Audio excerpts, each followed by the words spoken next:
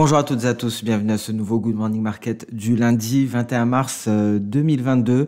On reprend dès aujourd'hui les émissions. Après 4 jours, 4 séances sans Good Morning Market, je me remets donc d'une grippe et donc j'attaque avec vous cette nouvelle semaine. Alors j'ai raté la semaine dernière malheureusement avec cette hausse des taux qui était attendue, mais on va faire un point sur les conditions de marché. Faut savoir que la semaine dernière, un vendredi, on a terminé en hausse en Europe et ça a permis aux indices européens d'enregistrer leur meilleure performance hebdomadaire depuis novembre 2020. Et ce, malgré le fait qu'il n'y a pas eu de réelle avancée concernant les pourparlers de paix entre l'Ukraine et la Russie. À noter que la Russie a payé 117 millions de dollars d'intérêts dus sur deux obligations souveraines en dollars, ce qui atténue les doutes sur sa capacité à honorer sa dette extérieure après les sanctions sévères imposées par l'Occident.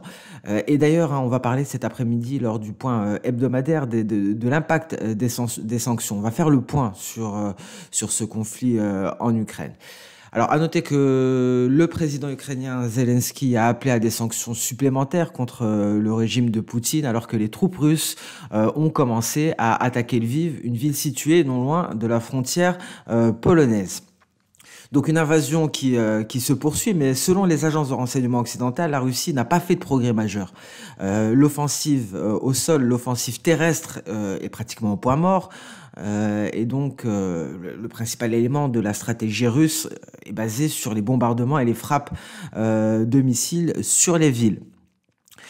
À noter également que donc à Wall Street, nous avons eu des replis, et ces replis ont été quelque peu effacés au cours de la séance de vendredi, et c'était dû à l'appel téléphonique entre le président américain et Xi Jinping concernant l'invasion de l'Ukraine par la Russie. La Chine a déclaré que le conflit actuel était une situation inconfortable pour tous et que tous les États devaient s'efforcer de rétablir la paix le plus rapidement possible.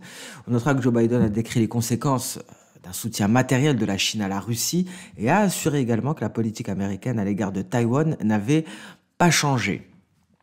On notera également que la séance de vendredi, la fin de semaine dernière, a été marquée par des discours hawkish des membres du comité du FOMC. Waller a évoqué une hausse de 50 points de base lors de la prochaine réunion de la Réserve fédérale américaine. Kashkari a déclaré de son côté que le rythme de la réduction du bilan devrait être doublé. Barkin a appelé à la prudence et a analysé de manière assez approfondie la situation économique actuelle, mais il a déclaré que si l'inflation ne commençait pas à se normaliser, une hausse de 50 points de base serait souhaitable. Donc on parle de plus en plus de 50 points de base. On notera que vendredi, le Nasdaq a gagné 1,5%, le S&P 500 et le Dow Jones ont augmenté respectivement de 0,6% et 0,20%. Alors, sur le volet des matières premières, beaucoup de choses à dire, notamment sur le pétrole. Alors, on a eu une baisse, on a eu une reprise haussière du café, du sucre et du coton. Le blé et le maïs, eux, ont chuté de plus de 2% vendredi. L'or, de son côté, se maintient légèrement au-dessus des 1900 $, à 1923 $ l'once. Et il a réussi donc à retrouver des couleurs après donc avoir ici marqué un creux le 16 mars à 1897 $, légèrement en dessous des 1900 $. Concernant le pétrole, donc il y a la possibilité d'un embargo de l'Union européenne sur le pétrole russe. Et donc le Brent a bondi, il a bondi de 3%, il se négocie au-dessus des 108 $ le baril. On notera que selon les médias, les pays de l'Union européenne donc vont imposer une interdiction sur le pétrole russe.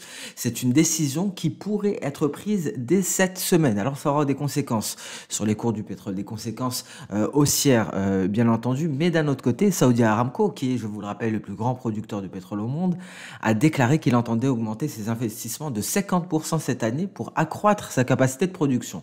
Mais on notera tout de même que la production de la société dépendra directement des directives du ministre saoudien de l'énergie.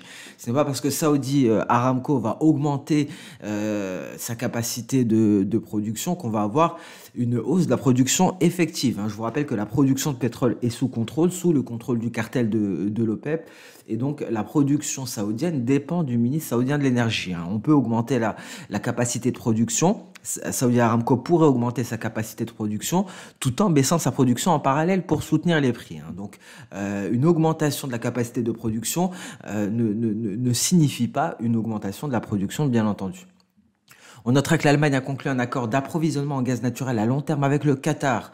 Et c'est un tournant majeur pour l'Allemagne qui pourrait devenir indépendante du gaz russe dès l'année prochaine. Le Qatar qui avait déjà été sollicité, souvenez-vous, par Joe Biden. Le Qatar qui, on en a beaucoup parlé au cours des Good Morning Market, qui est lié à des contrats asiatiques, à des clients asiatiques par des contrats de long terme. Et donc, de nouveaux contrats sont mis en place entre le Qatar et l'Allemagne, des contrats, donc des accords d'approvisionnement de long terme. Donc l'Allemagne qui est en train de concrétiser ses propos et qui est en train de tenter de mettre fin à cette dépendance au gaz naturel russe. Sur les crypto-monnaies, on notera qu'on a eu un rebond.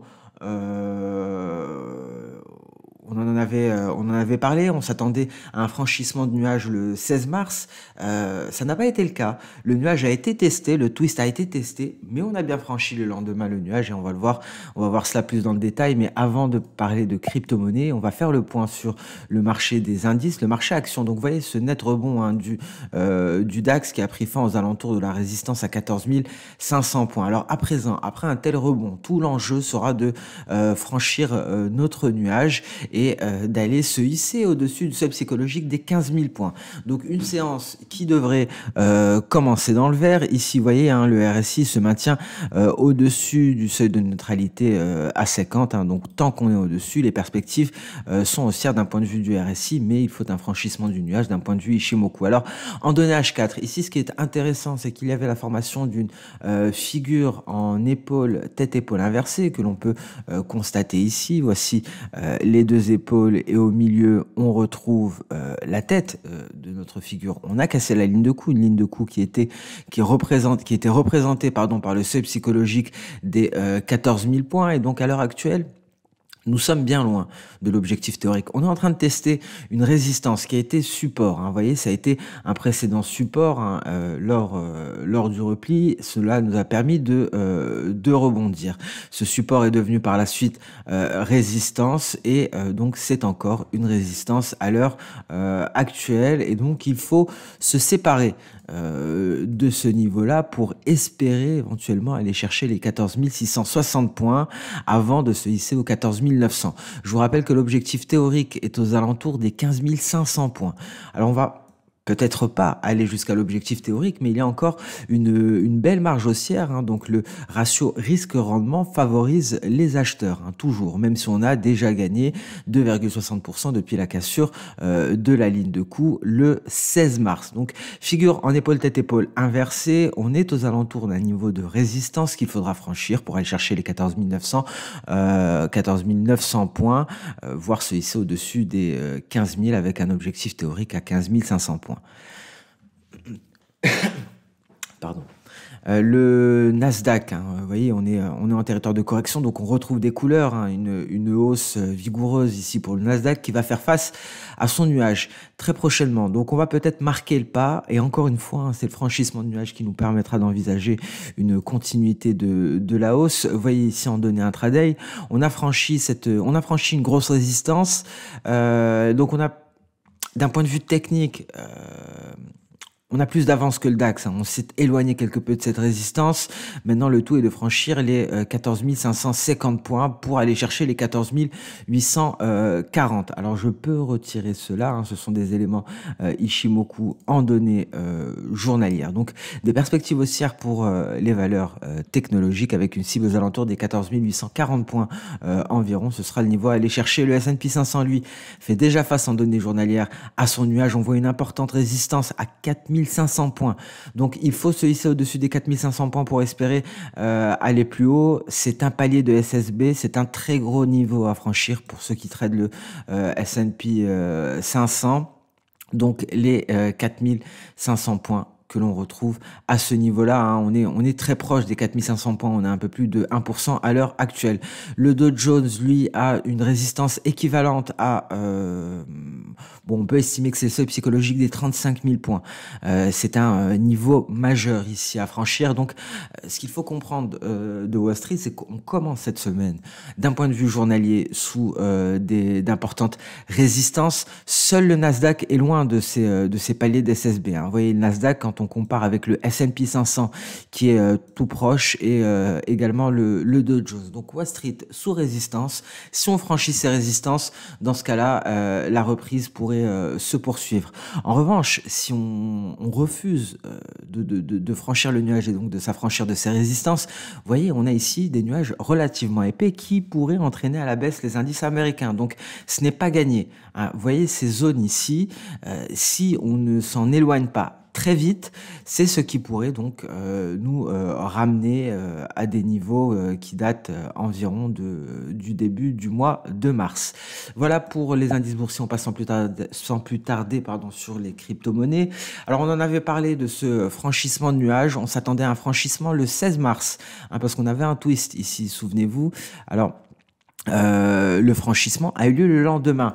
Mais effectivement, on a bien profité de cette faiblesse de nuage. Le Bitcoin en a bien profité pour se hisser au-dessus du nuage. Mais ce qui a freiné la hausse, c'est justement la résistance des 42 400 $. C'est le moment où ma lagging span tentait de sortir du nuage par le haut et donc de valider le signal. Hein. Vous voyez, on a eu un repli et maintenant on s'attaque à la Kijun, hein, d'un point de vue de la lagging span que l'on retrouve ici. C'est là. Chikou Span. Donc cette lagging span n'est pas parvenue à sortir du nuage, ce qui a renvoyé les cours à la baisse. Donc il y a encore une certaine marge à la baisse. Hein. On pourrait approfondir pour aller chercher le support des 40 000 $, voire 39 750 $. Donc la Kijun avant d'éventuellement repartir de plus belle. Cela correspondrait à une lagging span qui va également chercher la Kijun. Donc c'est tout à fait probable pour le moment et seule une lagging span qui se désengage du nuage nous permettrait donc d'estimer que la reprise haussière se confirme. Donc pour le moment, c'est un premier signal positif, ce franchissement de nuage, mais ce n'est pas un signal validé. On peut avoir un repli en direction de la Kijun, légèrement en dessous des 40 000 $, avant de repartir à la hausse. En revanche, si on va sous les 40 000 $, là, on pourrait même envisager un test des 35 000 $. Hein. Il faut savoir qu'on peut encore aller chercher un creux. Ce n'est pas un plus bas, mais on peut encore aller chercher un creux, et ce qui serait tout à fait logique avec cet éventuel triangle symétrique. Hein. Vous voyez ces deux bornes ici en gris. Donc, je vais mettre cela avec une épaisseur plus élevée. Et donc, on peut toujours aller chercher les 35 000 $ avant de repartir à la hausse. On est dans un triangle symétrique, apparemment, pour le moment. Donc, il y a des niveaux à surveiller. Il ne faut pas aller sous les 39 700 $. Sinon, un test des 35 000 $ est clairement envisageable. En données H1, pas grand-chose. Hein. Vous voyez, on a franchi le nuage par le bas. On est en train de le tester à l'heure actuelle. Un nuage, une SSB qui est confondu avec notre Kijun. Qu'en est-il de l'Ether? Alors, la situation est différente. L'Ether, lui, n'est pas sorti de son nuage. Le price action est exactement le même. Hein.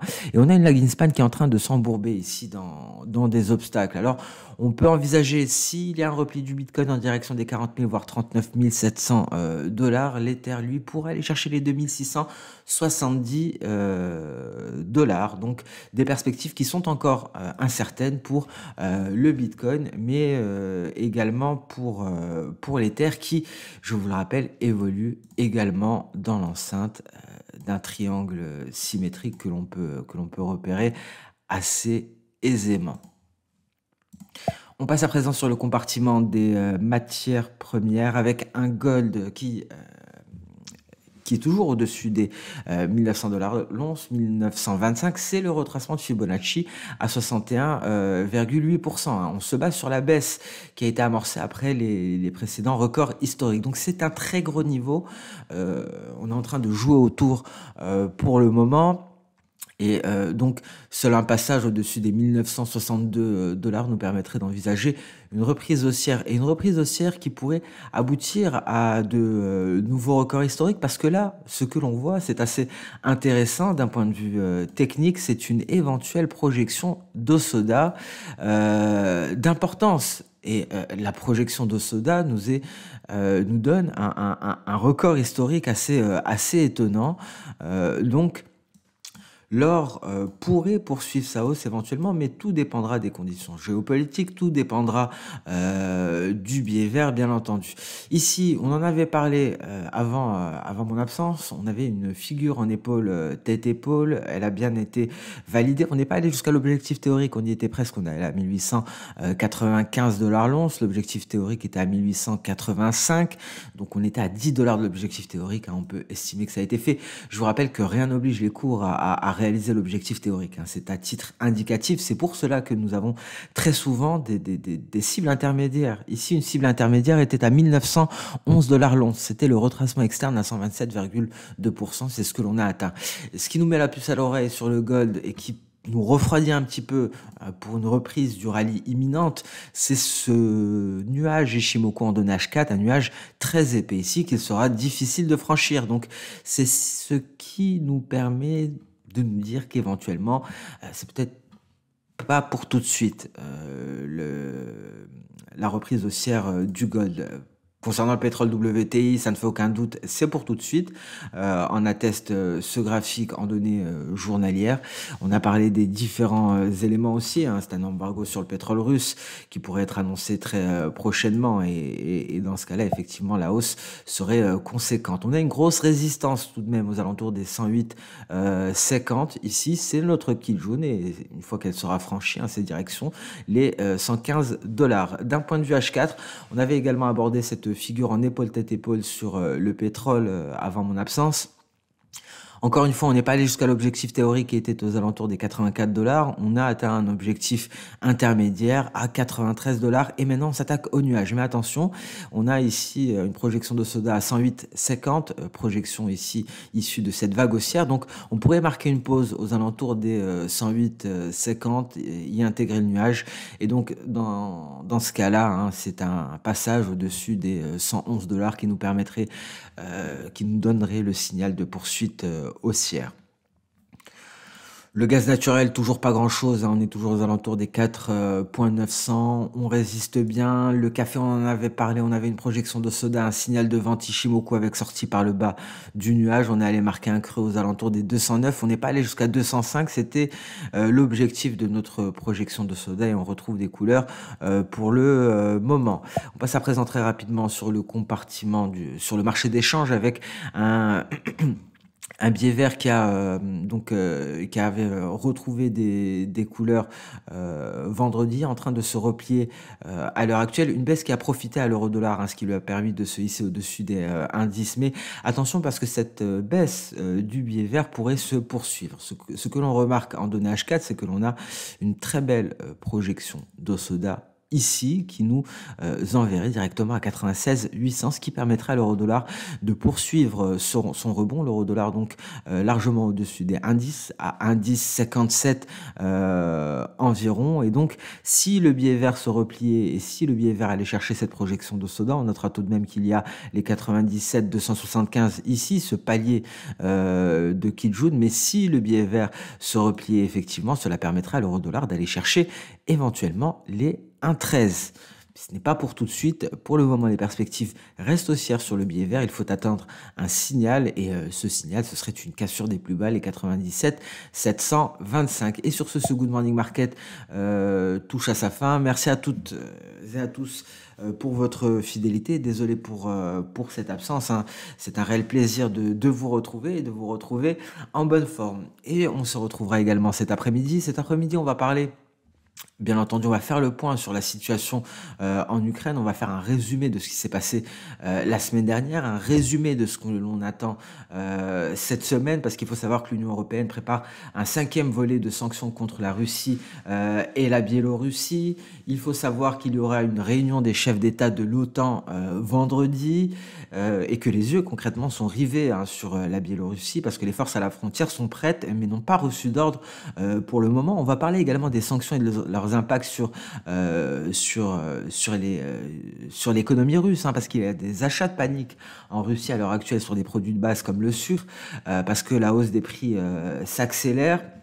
Mais également, ce qu'il faut savoir, c'est qu'en Occident, il y a de graves perturbations des chaînes d'approvisionnement dans le secteur automobile. Donc, on va parler de tout cela cet après-midi. On va aussi parler de l'annonce de la réserve fédérale américaine et on va aborder le blé et le pétrole un peu plus dans le détail, hein. Concernant le blé, il faut savoir que le marché sous-estime la baisse de l'offre de blé. C'est ce que l'on va voir cet après-midi. Et concernant le pétrole, on va parler de ce déficit du marché pétrolier et pour donc parler des rendez-vous de cette semaine, une semaine qui sera dédiée au PMI préliminaire. Et est-ce que l'impact de la guerre va être visible sur ces PMI? C'est ce qu'on va essayer de voir cette semaine. Merci à toutes et à tous pour votre fidélité. Je vous souhaite un très bon début de semaine, un très bon lundi et je vous donne rendez-vous un peu plus tard pour notre point hebdomadaire. Au revoir.